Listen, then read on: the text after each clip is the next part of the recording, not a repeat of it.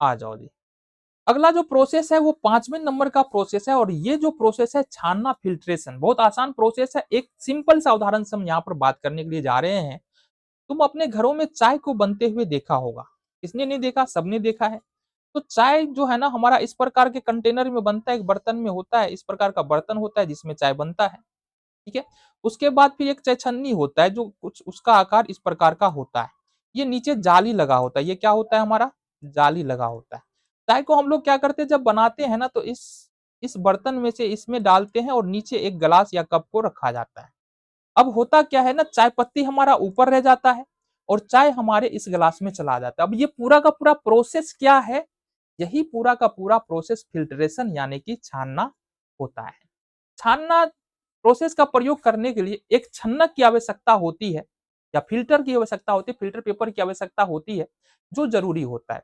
अलग अलग केस में फिल्टर जो है ना वो अलग अलग हो सकता है। कपड़े का फिल्टर बना सकते हैं, फिल्टर पेपर आता है उसका फिल्टर बना सकते हैं, जाल आता है, नेट आता है, उसका फिल्टर बना सकते हैं। ये डिपेंड करता है कि किन किन पदार्थों का मिश्रण बना हुआ है, इस पर डिपेंड करता है कि हमको फिल्टर कैसा रखना है। ठीक है। आ जाओ जी फिल्ट्रेशन। तो यहाँ पर सपोज हमारे पास कुछ अशुद्ध पानी है। क्या है, अशुद्ध पानी है। पानी में बहुत सारा जो है बड़े बड़े मिट्टी के कण है। तो एक फिल्टर पेपर यहाँ पर रखेंगे, फिल्टर पेपर को एक कोनिकल आकार देंगे, कीप के आकार का बना लेंगे, यहाँ पर रख देंगे। ठीक है। उसके बाद धीरे धीरे पानी यहाँ पर हम क्या करेंगे, गिराएंगे। पानी गिराएंगे तो जो भी अशुद्धि है वो इस फिल्टर पेपर में रह जाएगा, और साफ पानी यहाँ पर क्या है, इकट्ठा हम लोग कर लेंगे। ठीक है। तो ये है पूरा पूरा प्रोसेस छानना। अब थोड़ा सा इसके डिफिनेशन के बारे में देख लेते हैं। किसी मिश्रण को जाली, कपड़े या छन्ने कागज द्वारा छानकर मिश्रण के अवयवों को अलग करना हम लोग क्या बोलते हैं, छानना कहते हैं।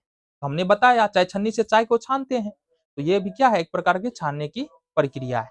इसी प्रकार से पानी में अगर बड़े बड़े मिट्टी के कण है, बालू के कण है, उसको हम लोग छान करके अलग कर सकते हैं। तो ये छानने का प्रोसेस है। ठीक है। छना हुआ द्रव छनित कहलाता है।